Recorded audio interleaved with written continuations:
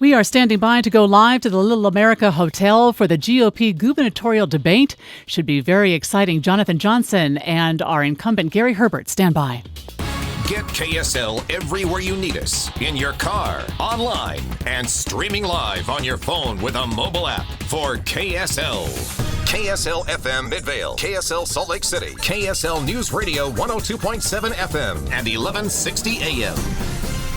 Utah's news, traffic, and weather station. Your voice, your vote 2016. In-depth coverage on KSL News Radio. Stand by. We would like to welcome everybody in our radio listening audience right now throughout the state of Utah, and we'd like to thank several of our fellow broadcasters who are carrying this throughout our state. St. George is participating. We also have, I believe we have Manti, and the other one participating in the program is Cedar City today. So thank you so much for joining us. We are in the Little America Hotel in downtown Salt Lake City, and I think we need to acknowledge that we have a sizable crowd here by having them give everybody a round of applause, especially our two candidates.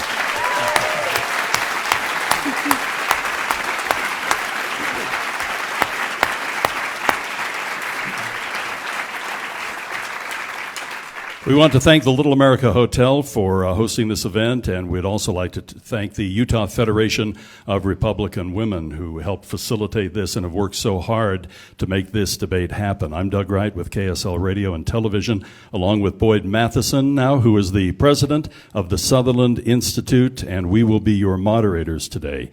We want to acknowledge that we do have one candidate who is not participating with us today. Carlos Tavares, Jr., just declined to participate in the debate, but I'd like everybody to give, again, Governor Gary Herbert and Jonathan Johnson a big round of applause for being here.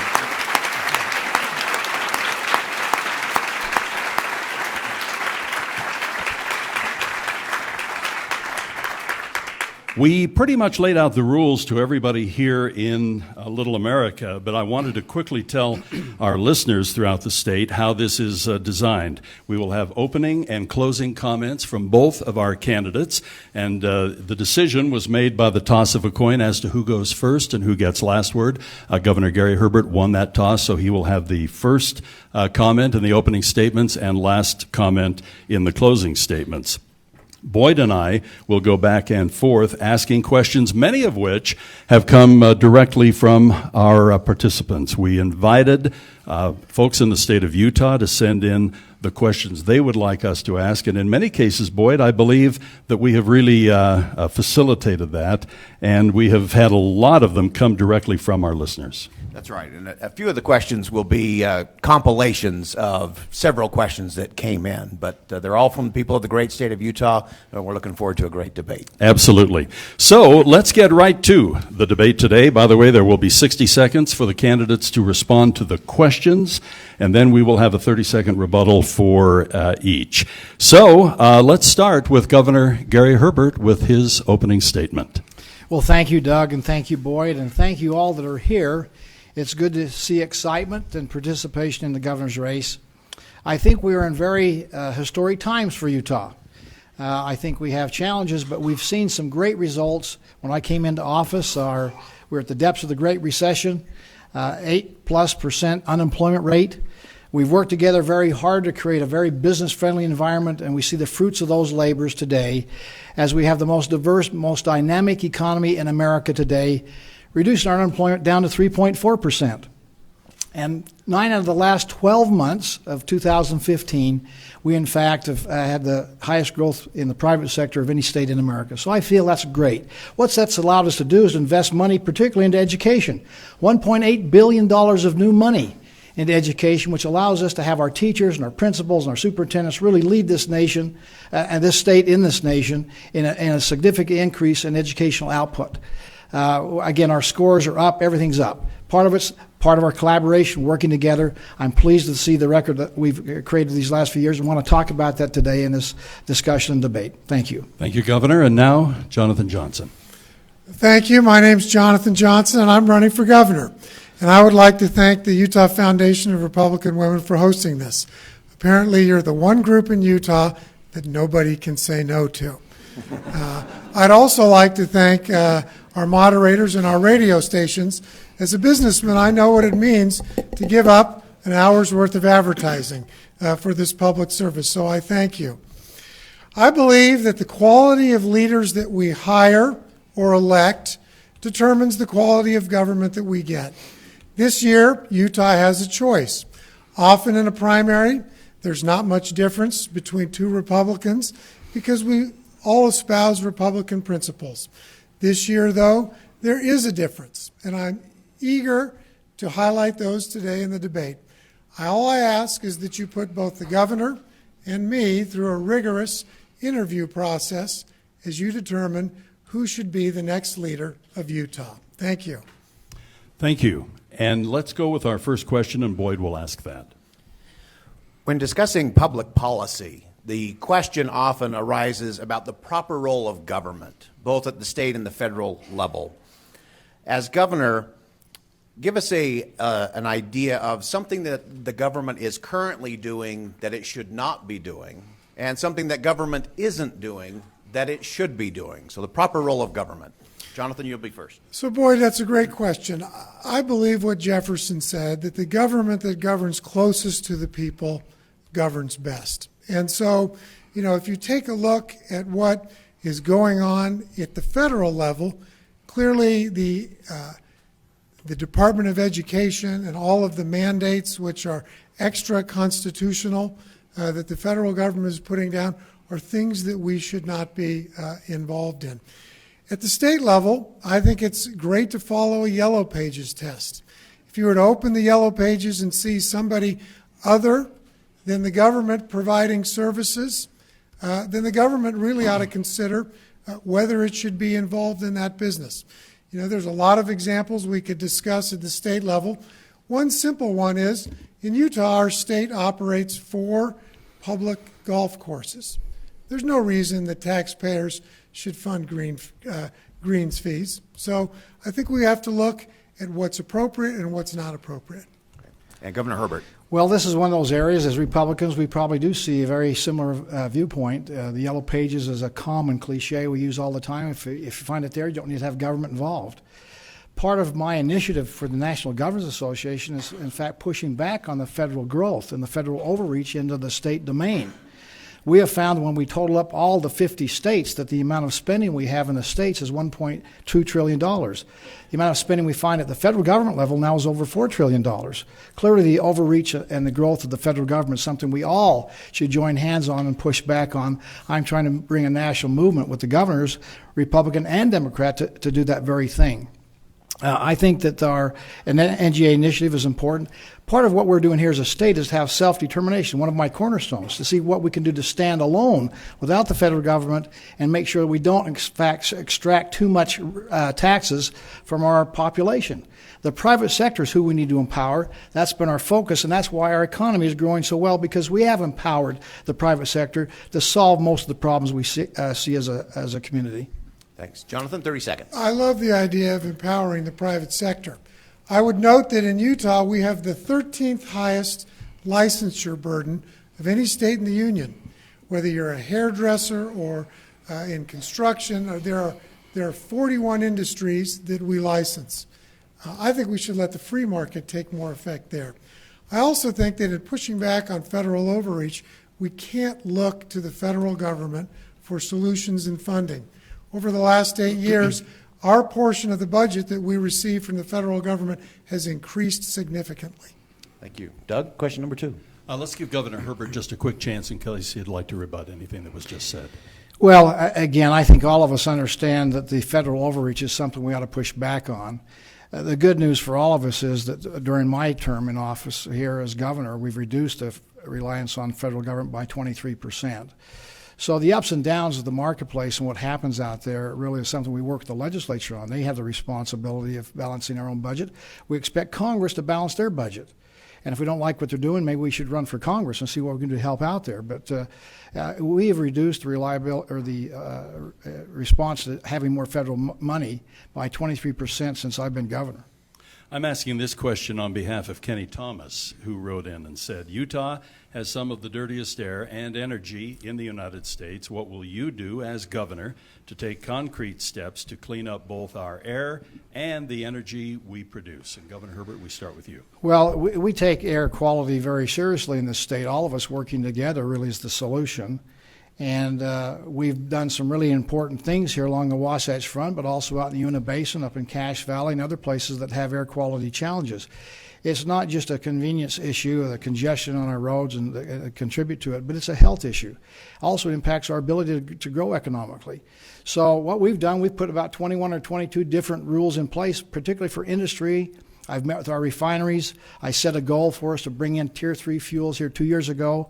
Tesoro, one of our refineries, has agreed to do that. I think the others will follow. We've reduced pollution along the Wasatch Front by 35%, even in the face of having 350,000 more people here on the Wasatch Front. So we have 18 days of gunky air, but we're reducing those days. We had fewer days this year. We pollute less per capita than most metropolitan areas our size. We have inversions. That's not an excuse, but that is part of the challenge we face on the Wasatch Front is the inversion problem. Jonathan Johnson, your response. So 7 years ago, I became the founding chair of the Salt Lake Chamber's Clean Air Task Force. This is an extremely important issue for Utah. There are lots of things that we can do. Some of them are draconian, and I would be opposed to those, like when last year the governor's administration proposed all-out wood-burning bans from November to March. I think that's too heavy-handed. I loved what the legislature finally did this year, something that the Salt Lake Chamber had been proposing for many years, and that was have it so that we only sell low-emission water heaters in Utah. That was passed by the legislature and signed into law by the governor this year. If all the water heaters were replaced today, we would have had 10 less red air days and 20% cleaner. I love Tier 3 fuels. We use them in other states. We should be pushing more quickly, not waiting for 2020 to get those put in place here in Utah. Governor Herbert, your rebuttal. Well, the wood burning came from a study done out of the University of Utah that said the biggest amount of benefit we can get for the least amount of cost was to stop the wood burning between December and February during the inversion time, but done on a voluntary basis. That went through the Air Quality Board. Again, we had people that came in and spoke against that. The Air Quality Board, the process worked very well, and they decided not to do that now. So, again, we have a process. We have U-Care system designed to have people bring ideas to us. We'll vet and see if there's any rationale behind it, and we'll incorporate the best practices we can. Well, we will ask also on rebuttal, if the other candidate feels there's a need for the rebuttal, just let us know. And also, if I could follow up, I think there's a little bit of the spirit of Kenny Thomas's question that was not addressed. And Utah is famous for its coal. We are famous for our coal generation. And we have received a lot of criticism recently in the Utah State Legislature. There were monies that were allocated for a coal port. So perhaps we could just give 30-second response to that. And since it was the governor's question initially, let's go to the governor. Sure. Again, I can tell you that the science out there says that for the next generation, carbon-based fuels will be a part of our base load. We are also, though, incenting to have more greener fuels like wind and solar, which we're, in fact, involved with a lot. The legislature has passed some incentives to help them incent them to produce these new technologies. We're working very well, in fact, transition from carbon-based to cleaner fuels. But if you're going to burn coal, Utah coal is what ought to be burned. It's high BTU, it burns hot, and it's low sulfur content, it burns clean. Jonathan Johnson. We have the cleanest coal in the world coming out of Utah. We should make sure that when coal is burned, it's Utah coal that's burned. And whether that's burned here in Utah or over in Asia, we should be working to make sure that when coal is burned, it's Utah coal. We also should be asking individuals and businesses to do things responsibly without heavy-handed government regulation. I know as Overstock builds its new campus, we're building a clean energy campus. It's LEED certified, energy efficient. Businesses can do this on their own without over regulation from the government. Our next question has to do with federal lands, a very popular topic here in the great state of Utah, with over 2/3 of our land being controlled by the federal government. The question is from Lars Johnson. What would you do to give control back to the state of Utah in regards to public land? Jonathan Johnson. This is a crucial issue, and it's particularly crucial to rural Utah's economy. Their economy is so tied to access to the public lands.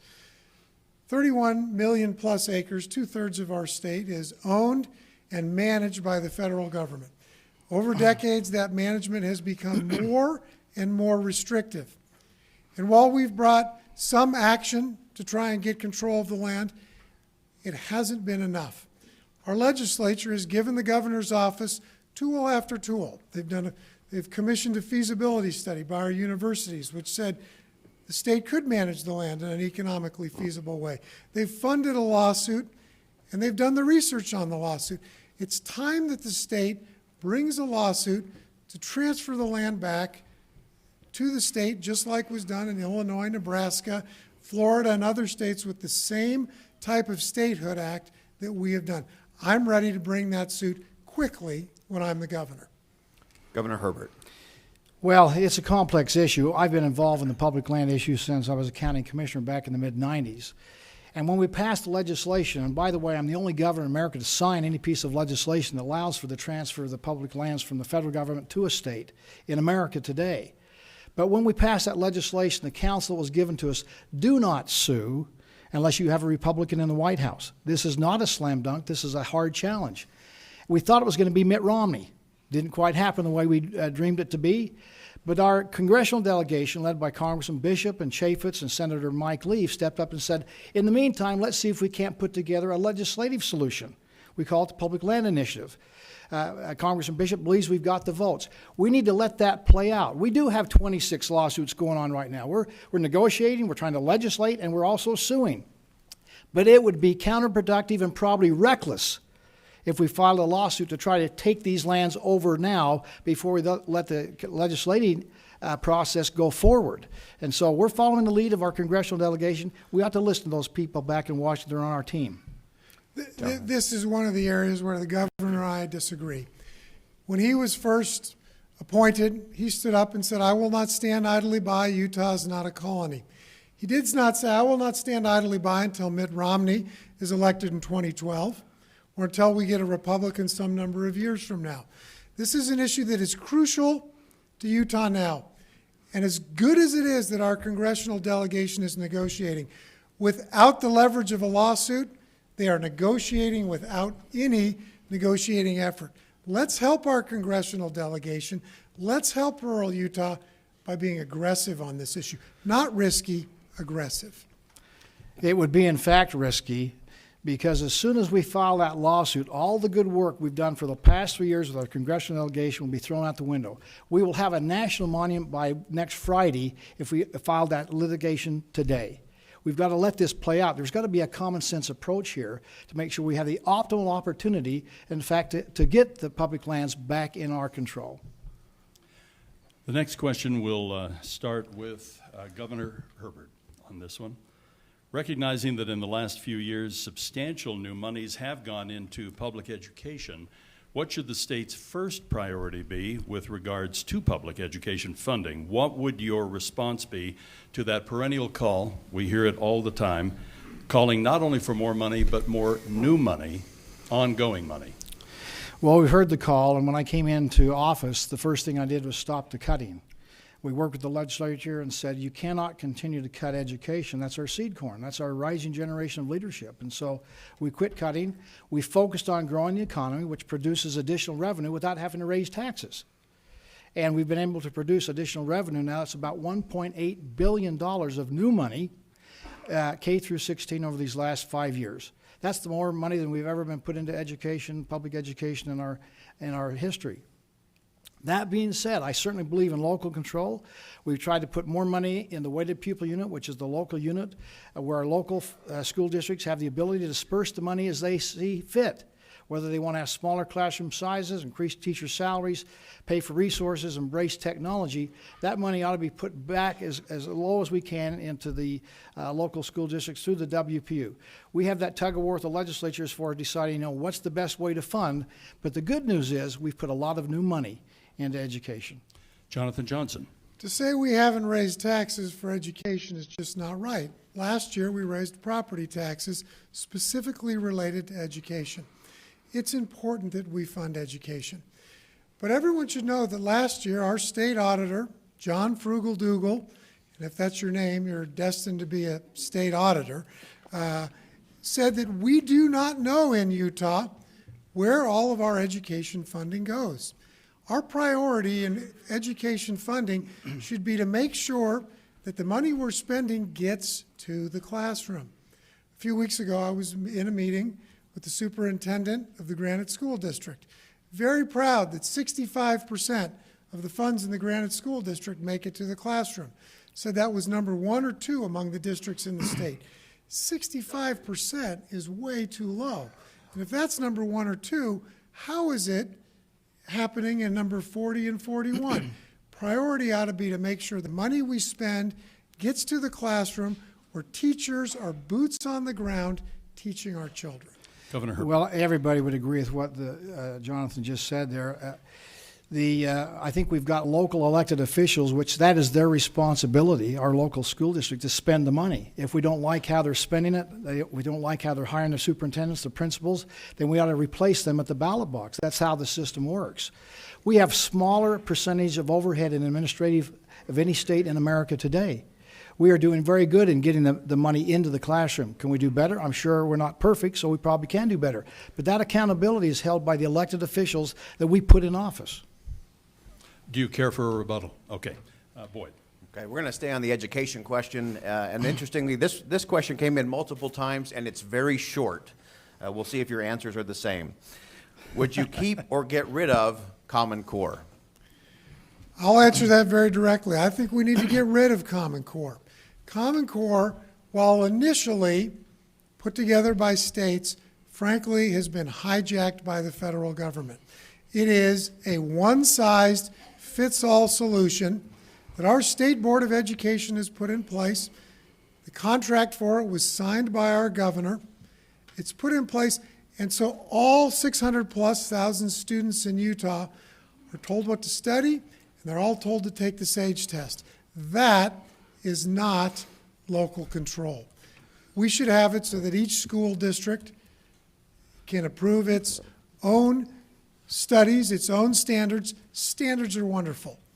What we measure improves, and what we measure and report improves remarkably. Standards are important, but let school districts approve set their standards, and then let our state school board do what it's required to under the state constitution, provide general oversight, not specific mandates of Common Core. Governor Herbert. If we define Common Core as the federal mandate to tell us what to teach and how to teach it, we're all opposed to it. The embracement of standards is done by our elected officials under our state constitution by the state school board. If we don't like the standards, we need to have them change it. We've worked with our Attorney General to review that, to say, have we somehow ceded that ability to control our own destiny when it comes to standards? And the answer is no. The curriculum, on the other hand, is done by the local school boards. They're not the same. If we don't like the curriculum, we can change that with our local school boards. The Deseret News just had an article yesterday about Davis County and how they're changing the curriculum when it comes to math. So we're not beholden to the federal government. The SAGE testing is something that our state school board came up with. It has nothing to do with the Common Core. Again, we are in control from top to bottom of our educational experience. And the question ought to be, are the standards good? Do we like the standards? That ought to be what we ought to be looking at and seeing if we like the standards. We had President Matt Holland and a commission look at the standards. They said, you know what we have is pretty good. They made some suggestions of making it better, which have been adopted by, guess who? Our state school board elected by the people. So here's what I would say to that. Our Attorney General, when he studied whether we have control of education, said that our math and our English language arts standards are wholesale adopted from the Common Core standards. We talk about our state school board being in charge. How is our state school board elected?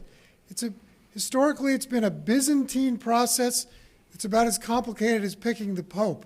A commission appointed by the governor selects names that the governor then picks 2 of his favorites to be on the ballot.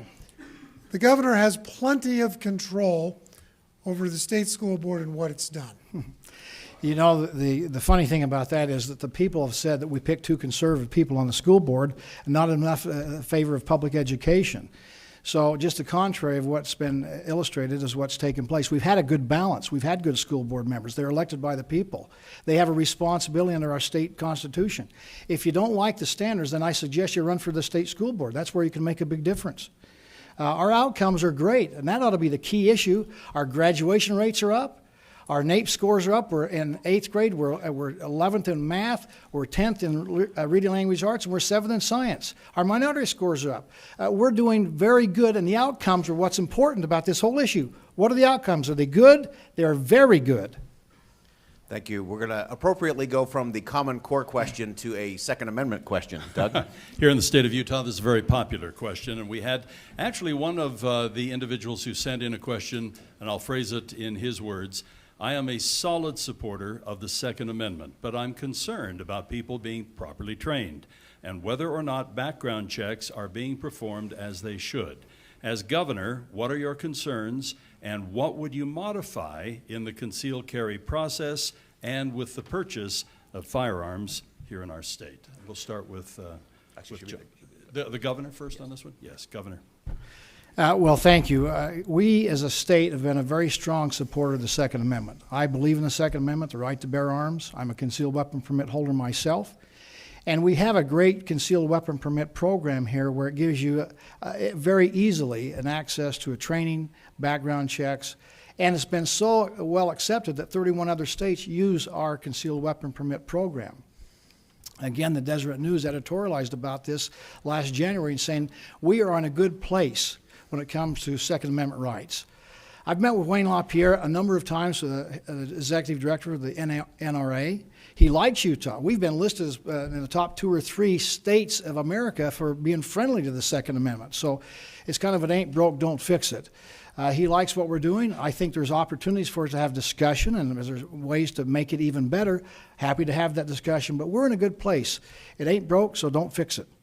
Jonathan Johnson. Boy, my discussions with the NRA have been very different. There are today 2 ways to carry a gun legally in Utah. Concealed with a concealed carry permit. Like the governor, I have a permit myself, or open carry without a permit.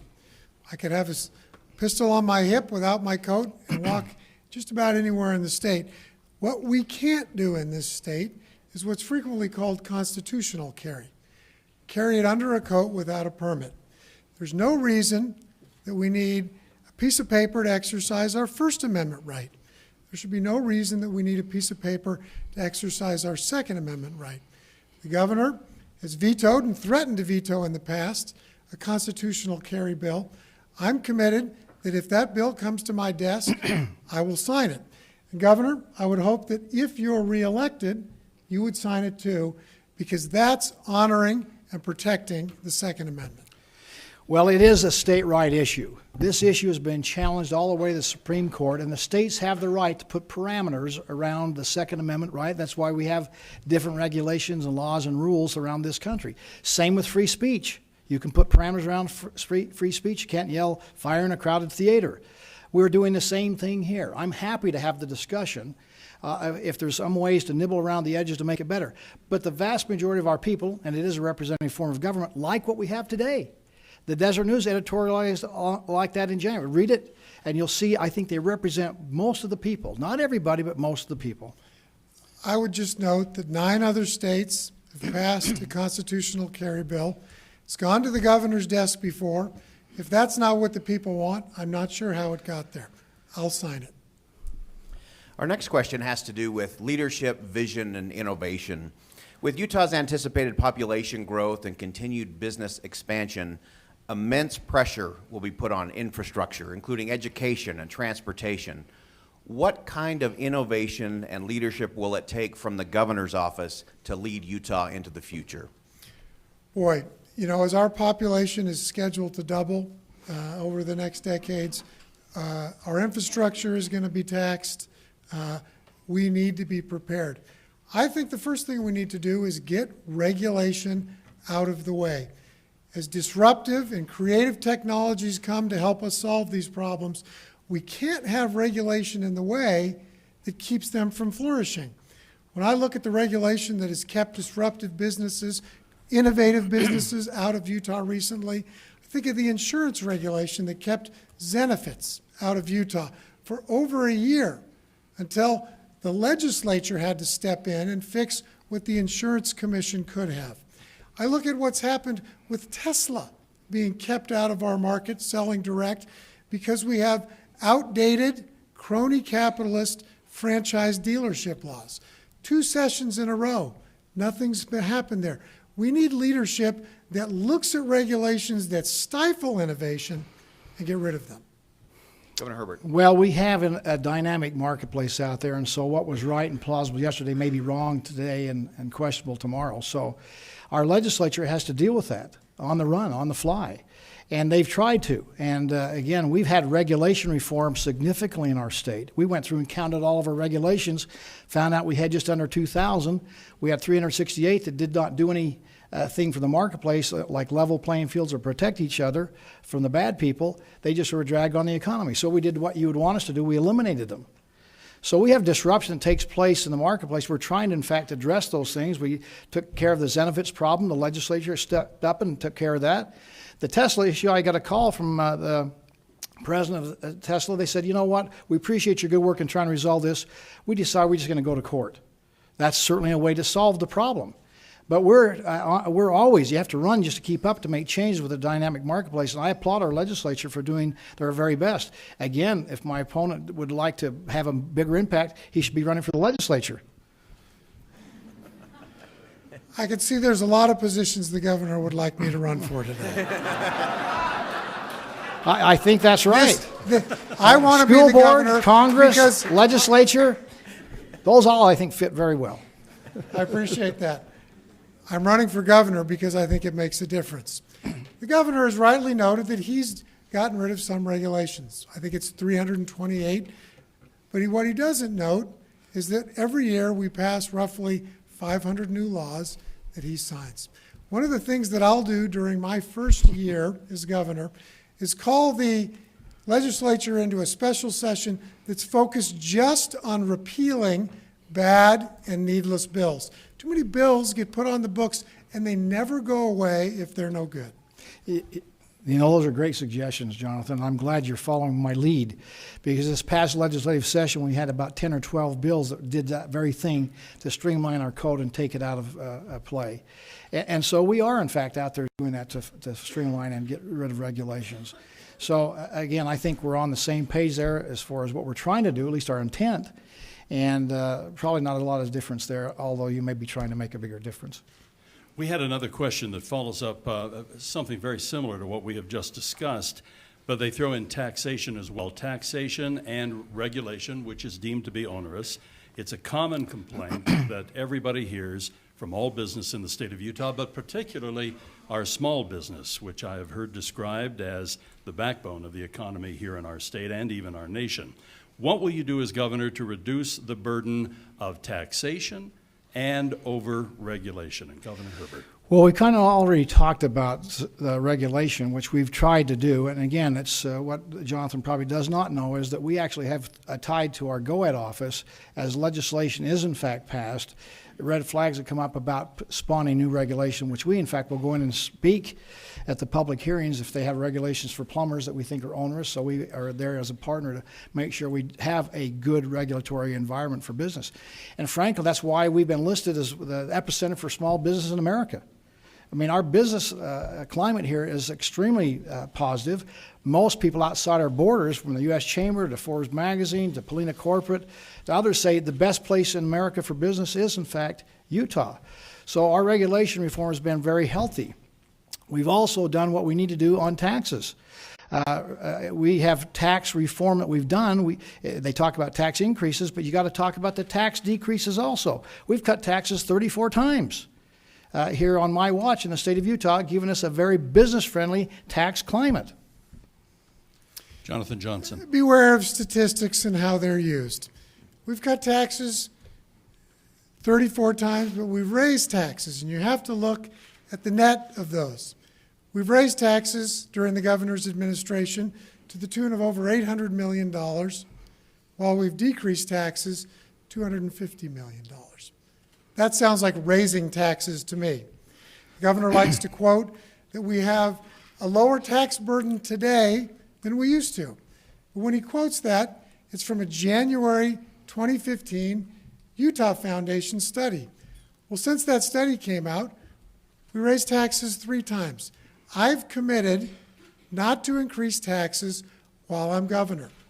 I like the idea of having handcuffs on the idea that more money, more money, more money is always the solution.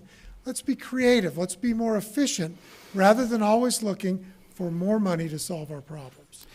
Well, beware of statistics that are used inappropriately, I guess. And again, we have a very business-friendly tax climate. You don't have the success economically we're having in Utah by raising taxes.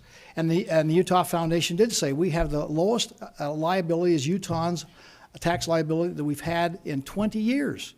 I mean, that's a pretty good statistic, don't you think? The tax increases are led by Howard Stevenson, the head of the Taxpayers Association, to equalize education. That's a big tax increase he talks about. We've cut income taxes, saving $200 million a year. We've had efficiency in state government, saving us another $200 million a year. I guess I just asked the governor, is he willing to sign a commitment like I have not to increase taxes while he's the governor? I can answer that and say no, because it's leadership. It's an economic engine. Putting the right amount of petrol and oxygen, making sure it's cooking on all 8 cylinders requires leadership and making tough decisions.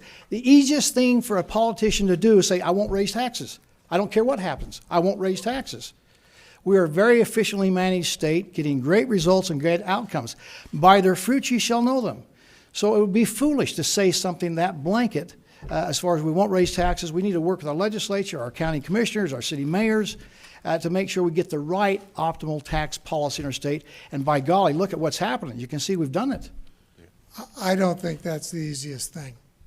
I think the easiest thing for a politician to do is, once he's elected, to raise taxes again and again and again in the idea that it's revenue. Just remember, money taken from you as taxes is not revenue. Revenue is when you spend $100 to buy 1,000 thread count sheet set from Overstock. Money taken from you if you don't pay taxes or you lose your property is not revenue. It's not hard to say, it's not easy to say I won't raise taxes, because he's going to raise them. Okay, we are going to move to our next question. Utah has been successful based on our free market economy, a great business. That's what we've been talking about. Now we want to shift to the other real pillar of Utah, which is civil. In the state of Utah, statistics tell us that there are some deep concerning problems and some very troubling trends, including suicide rates, misuse of prescription medication, and sadly, sexual assault, which is consistently higher than the U.S. rate. As governor, what needs to be done? What should Utah do to address these troubling trends? I want to talk specifically, Boyd, about suicide rates. And our suicide rates are unfortunately high, particularly among teens. I think we need to do a better job of fixing the ratio of counselors to students in our high schools. Today, that ratio is about 380 to 1. Our state goal is 350 to 1. Best practices, and what many, many states have, is 250 to 1. The lopsided ratio we have now makes it so that counselors spend about 30 minutes a year with students. That's hard to detect problems. It's difficult. So we can do better there. I will note that under the governor's administration, with the leadership of people like Senator Daniel Thatcher, we've got a new app called Utah Safe, which lets students come in and type if they think someone is in trouble, and it's having great success. But we need more counselors. Governor Herbert. Well, I agree with the need for more counselors. In fact, I've been calling on that for 2 years. I've put it in my budget. We haven't got it passed through the legislature in the amounts that we like, but that's part of the WPU, where the local districts can decide how to apportion their money where they see the greatest need. I think we need to have more counselors. But the first counseling should come from the parents. One of the reasons we have great success in Utah is because we have the largest percentage of two-parent families in America. A man and a woman in the household really is the best incubator to teach our children good principles and good values that gives us good outcomes. I'm proud of our First Lady, Jeanette, who has a parenting initiative out there trying to give skills to anybody who wants to learn and not have to reinvent the wheel about how do you parent, what are the parenting skills out there. That's where emphasis should be, and it will help us on the other end of reducing the ills of society, whether it be substance abuse, drug abuse, alcohol, those things of bullying, making sure that we're accountable. So we need to spend more time emphasizing parenting skills in the family unit. Will solve most of the problems we face in society. The governor and I agree on the importance of family. And I think family is under attack. It's under attack in our society. It's under attack in Utah. We need to do more to bolster the family. We need to do more to protect religious liberties, because that's where the assault on the family is coming from. That's something I've been focused on with a political action committee, working to protect religious liberties, which help focus and bolster the family. It's something I'll continue to do as governor. I'd like to follow up on that because there were several things that Boyd mentioned. I think, addressed more than anything, perhaps the suicide rates among our young people. But also, as was also stated, the misuse of prescription medication is off the charts, sadly, in the state of Utah. There was an article recently where the headline read, "Sexual violence costs billions in Utah each year." Let's focus maybe a little bit more on the sexual violence part of this, where we have so much good news coming out of the state of Utah. These are sad, if not shocking. And so perhaps we could get your response directly to sexual assault and the prescription medication problem that we have in the state, Governor. Well, I'm against sexual violence, so I just want to be on record on that. Not to make light of a situation that sometimes is puzzling. We don't know what causes it. And there's probably different theories out there. I think it's a psychological issue that we need to talk about. I think we need to, in fact, bring it out in the open. Again, we had, I think, what a cutting-edge piece of legislation resolution came out about pornography being at crisis at a healthcare level. We've got to start talking about people that get addicted to, in fact, pornography. Some have ridiculed us about doing this, but I signed that resolution. Our legislature understood the need to bring this to the forefront.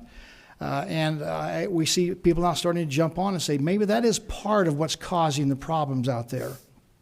I think we need to make sure that our law enforcement is trained appropriately to handle it. We have rape kits that are not getting, tested. That needs to change. So there's a combination of many things, but I really appreciate the legislature leading out on pornography as a health issue. Jonathan Johnson. Well, and I would echo that. I think what Senator Weiler did on his pornography legislation was great, and it was needed, and I'm glad that he did that and took the lead on it. I'd like to address another part of your question on prescription medication. I think part of the reason we have such a abuse of prescription medication in the state is that we're overly restrictive on alternative medications. This last year, medical marijuana was discussed in great detail. If it's truly medical marijuana, where it's being prescribed by a doctor, medical grade, and being given out at a licensed pharmacy, I think that will help us move away from some of our prescription medication dependency issues that we have. So I would have supported and moved forward on those bills that went through the legislature last year. Governor. Well, again, I think it's a complex issue, and certainly we've had medical marijuana has been in the spotlight. And I think all of us understand as a controlled substance, if it in fact has science behind it to help alleviate pain and suffering, we ought to embrace it. But again, this is one of those things we got to go back to Washington and have them start fixing it, because it's a Schedule I drug, which inhibits our ability to do the scientific research we need to do.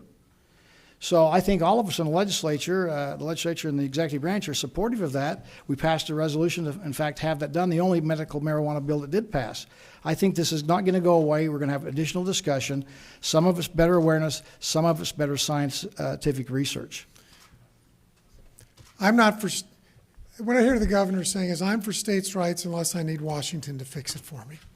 I think we fix it here because that's what the 10th Amendment does. But we're also the rule of law, and you have to abide by the laws of the land. It's disappointing and ought to be frustrating and make us all angry that we have an administration back in Washington that lets Colorado break the law under the guise that we think this is a good thing. If the law is not working, they need to fix the law to unleash the ability for us as a country to do the science that's necessary on this very important issue.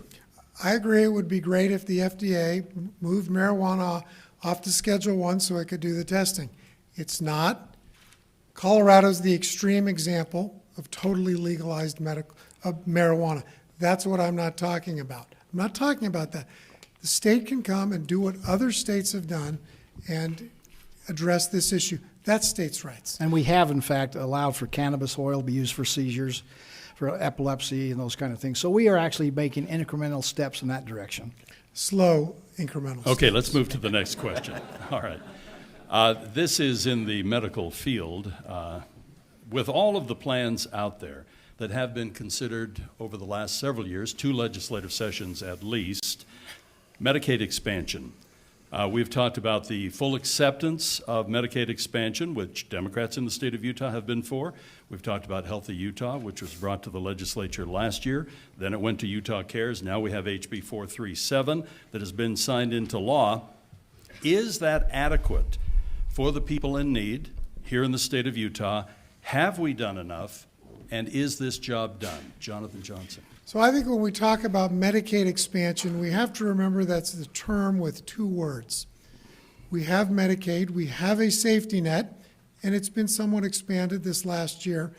But expansion is the question we're really talking about. And if we expand it, first the question is, should we expand it? And then if so, how? What was proposed last year with Healthy Utah was an irresponsible way to expand it. It was expanded on the federal government's terms with an unknown, uncapped liability for the taxpayer. The answer there is no, we should not expand it irresponsibly. I think it's important that we keep the giver and the receiver close so that the receiver doesn't feel entitled. The more government we put in between those two, the worse that it is. We have Medicaid. I think what we've done today is enough. Governor Herbert. Well, health care is a very complex issue, and when the Affordable Care Act came, I was tasked by the Republican Governors Association to go back to Washington, D.C. and argue against it, which I did do.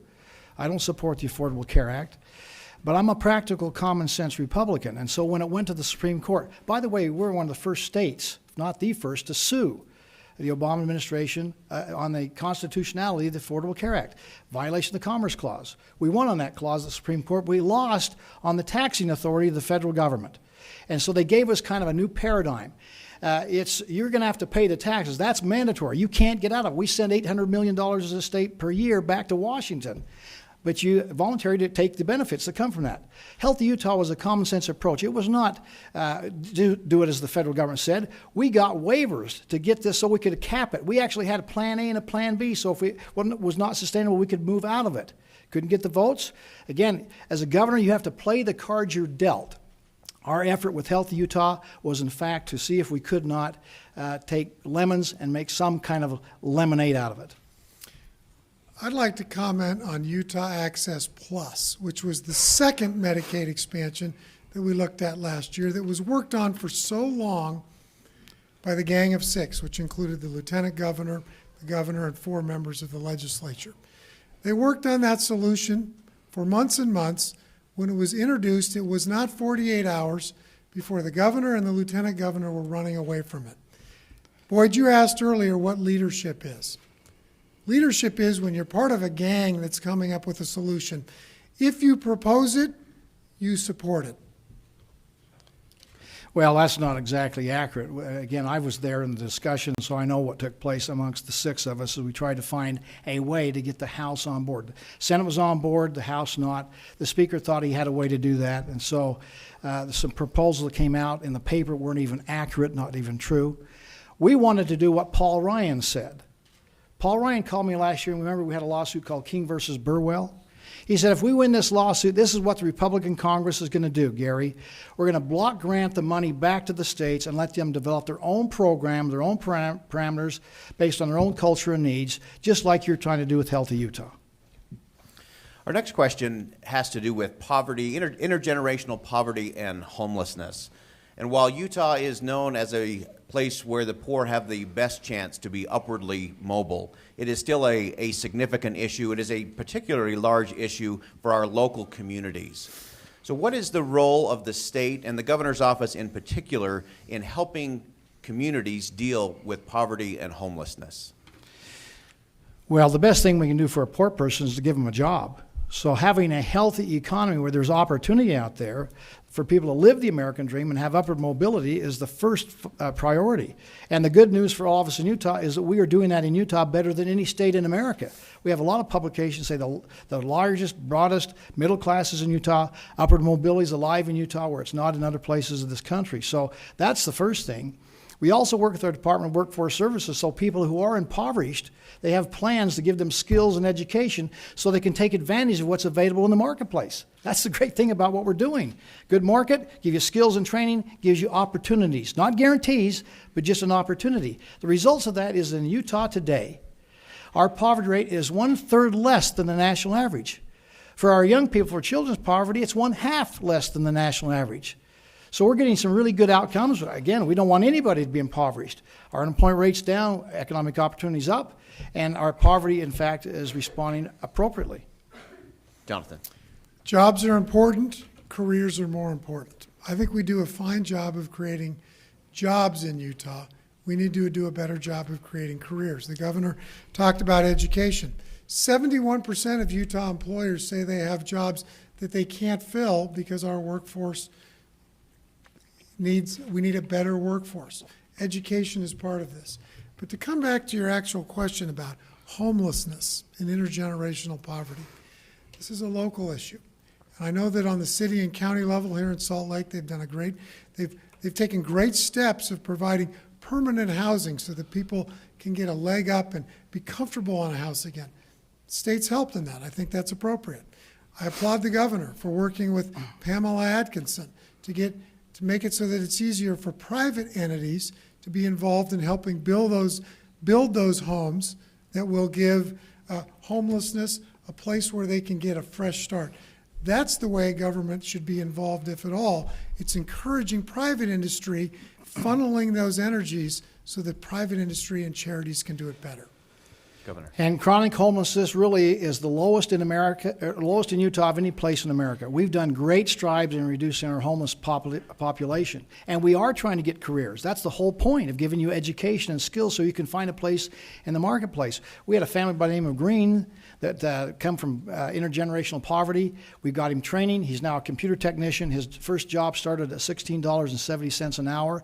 Now the spiral is upward rather than the spiral downward. He's going to get more training, more job opportunities, and increased income thanks to the work source services that we have here in Utah.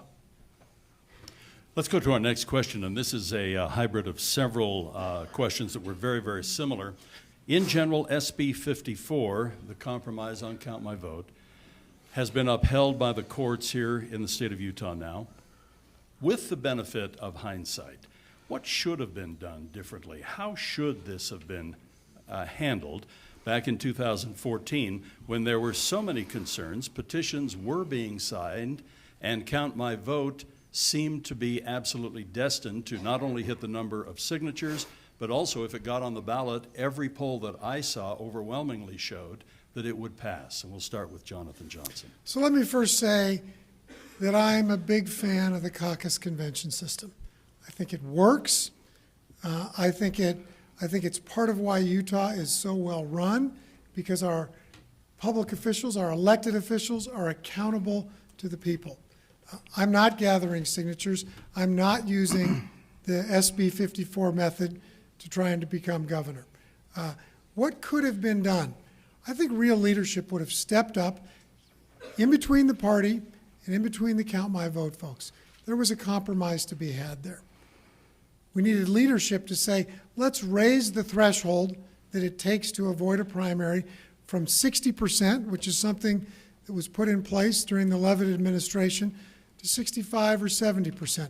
That would have satisfied the count my vote folks, and I think it could have been, I think the party would have done it had there been a leader that stepped into the breach to make that change. Governor Herbert. Well, I think Thomas Wright and James Evans tried to do that, so that's their responsibility as the leader of our party.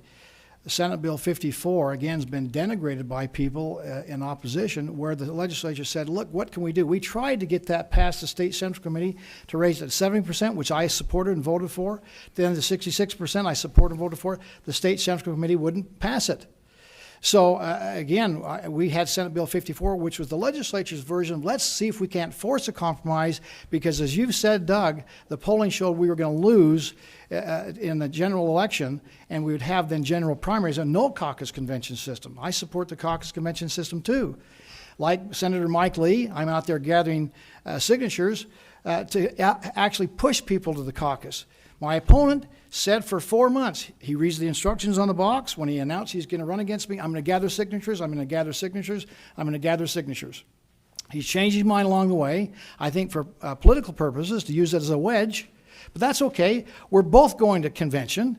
We are going to be there to solicit votes from our delegates, and we'll see what happens in convention. Jonathan Johnson. I guess if the governor supports the caucus convention system, I'd just challenge him to withdraw his signatures and go through the caucus convention system.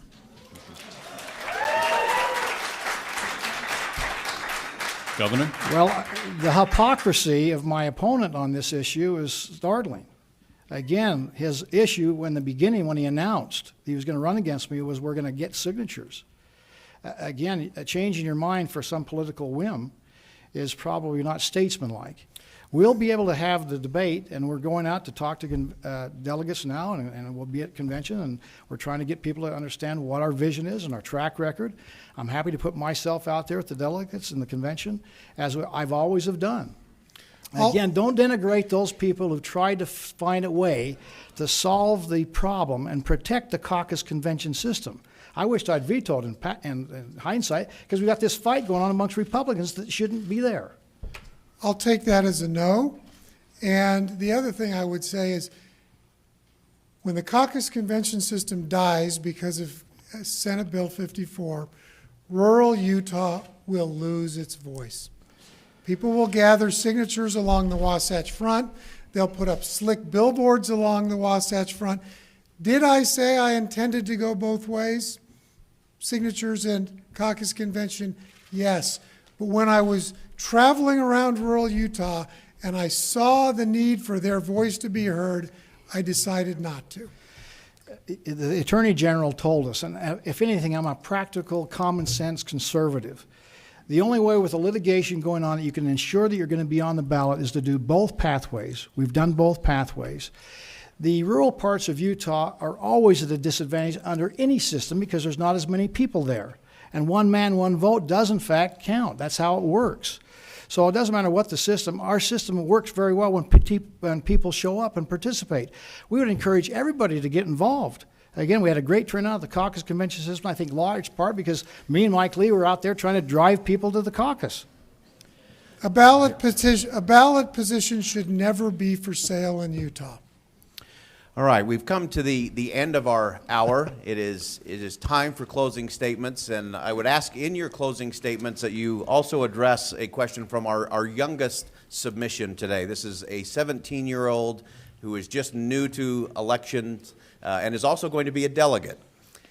She wants to know, what would you do to unite the Republican Party? So if you could fold that into your close, we'll give you an extra 15 seconds. I love it that there are 17-year-olds who are state delegates. I meet them as I travel around the state. They're involved. We need more young people involved in the system. That's part of what the caucus convention system does. I think preserving that will keep young people involved. As you can see, while Governor Herbert and I are both Republicans, we differ on how we would address issues. You have a choice. You have a choice before you. Governor Herbert points to his record, which is good in some respects, and says, why risk it? To which I respond, don't settle. Utah can do it better. I ask that as you get ready to go to the state convention on April 23rd, and as you get ready to vote on June 28th, that you look at both candidates. The quality of leaders that you hire determines the quality of government that you get. I ask that you hire JJ. Well, I appreciate the fact that we have young people involved. In fact, as I get around the state, one of the things that I have an opportunity to tell our young people, in high school in particular, you're soon to be 18. You need to make sure you go out and register and vote. And I want you to take the pledge with the governor here today that you will, in fact, commit today that you will be involved civically. We're also adding more to our standards and I've made the recommendation to our state school board to have more on Constitution and civic responsibility coupled with free market capitalism, more economics. So those are areas we're going to help our young people understand why they need to be involved and what the principles are they need to stand for as Americans. I have a history of, in fact, being a uniter and bringing people together. I'm conservative in principle. I'm moderate in tone. I'm not a fire breather. I don't throw rocks and stones at other people. I try to be accurate and truthful and honest. And then I unite people. We're inclusive in our process. So conservative in principle, moderate in tone, and inclusive in process. And the results we can see. I come with a great track record. I served in the military for 6 years. That's a preparation for me as the commander-in-chief of our National Guard. I served as a lieutenant governor, understand where the local government comes, where the rubber meets the road. The best training ground there is lieutenant governor. There's probably nobody come better prepared to this position than myself. And again, by their fruits you shall know them. You can see the results we're getting, which are pretty dramatic, significantly positive. So again, I ask for a second 4-year term. This will be my last one to finish out what we're doing and finish what we've started. Thank you very much. To our two candidates, thank you so very, very much, Governor Gary Herbert. And if I just might thank this great audience. This audience was terrific. Thank you so much for being so respectful and helpful in setting the stage for a very civil, energetic, and productive debate. Boyd Matheson, thank you for joining us today as well. And might I just take a moment and thank the Utah Federation of Republican Women.